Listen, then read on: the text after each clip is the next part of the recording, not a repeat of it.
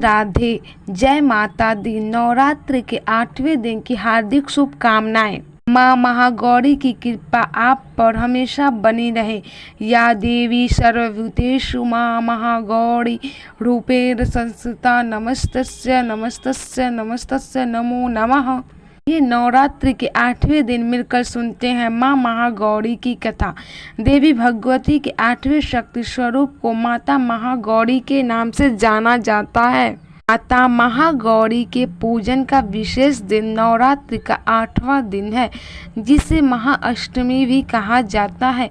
इस दिन संपूर्ण विधि से माता महागौरी के ध्यान और पूजन से भक्तों का कल्याण होता है और उनकी कृपा से कई असंभव कार्य भी संभव होने लगते हैं। माता महागौरी का स्वरूप अत्यंत गौरवर्ण और दिव्य है। माँ के गौरवर्ण को शंख, चंद्रमा और कंद के फूल के समान माना गया है। माता महागौरी का वाहन वृषभ है और इनकी 4 भुजाएं हैं। इनके एक दाहिने हाथ में त्रिशूल है और दूसरा दाहिना हाथ अभय मुद्रा में है। ने बाएं हाथ में डमरू धारण किया है और दूसरा बायां हाथ वर मुद्रा में है। इस स्वरूप में माँ बहुत ही शांत प्रतीत होती हैं। माँ महागौरी पूर्णतः श्वेत वस्त्र और आभूषण धारण करती हैं, इसलिए इनका एक नाम श्वेतांबर धरा भी है। माता महागौरी की कथा इस प्रकार है। पुराणों में वर्णित है कि अपने बाल्यकाल से ही माता पार्वती मन ही मन भगवान शिव को अपना पति मान चुकी थी। भगवान शिव से विवाह करने के लिए माँ पार्वती ने कई वर्षों तक कठोर व्रत और तपस्या की, जिससे उनका शरीर श्याम वर्ण यानी काला हो गया।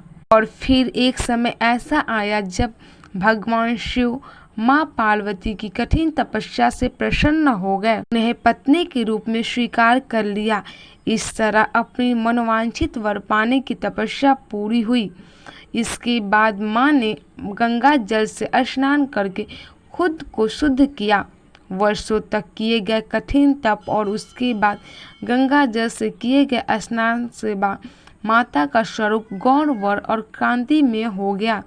माँ की आभा एक शंख और चंद्रमा के समान श्वेत वर्ण की थी, इसलिए उनके अति गौरवर्ण के कारण उन्हें देवी महागौरी के नाम से जाना जाने लगा। माँ महागौरी की पूजा विधि इस प्रकार है। सुबह जल्दी उठकर स्नान आदि के बाद साफ और सफेद रंग के वस्त्र धारण करें। इसके बाद माँ महागौरी की प्रतिमा को गंगा जल से शुद्ध करने के बाद माँ महागौरी को सफेद रंग के वस्त्र चढ़ाएं। के बाद माता को सफेद फूल अर्पित करें और कुमकुम या रोली से उनको तिलक करें।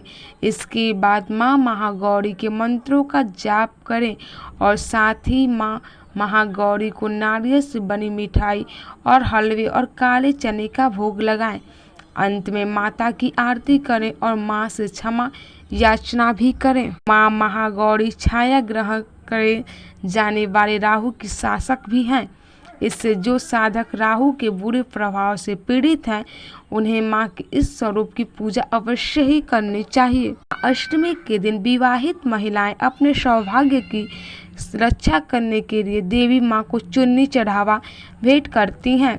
महाअष्टमी के दिन बहुत से घरों में कन्या पूजन भी किया जाता है। कन्याओं को साक्षात माँ दुर्गा का रूप माना जाता है, इसलिए इस दिन कन्याओं को घर बुलाकर उन्हें हलवा, पूरी, खीर आदि का भोजन करवाने से माँ आदि शक्ति सारे सुखों का आशीर्वाद देती हैं। महागौरी का ध्यान करने से साधकों में सात्विक विचारों की वृद्धि होती है और उनका चंचल मन एकाग्र होता है।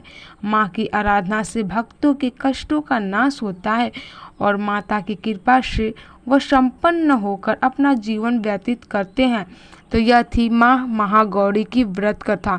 आपको यह कथा कैसी लगी कमेंट करके ज़रूर बताएं और ऐसी वीडियो को पाने के लिए हमारे चैनल भक्ति भजन को सब्सक्राइब जरूर करें।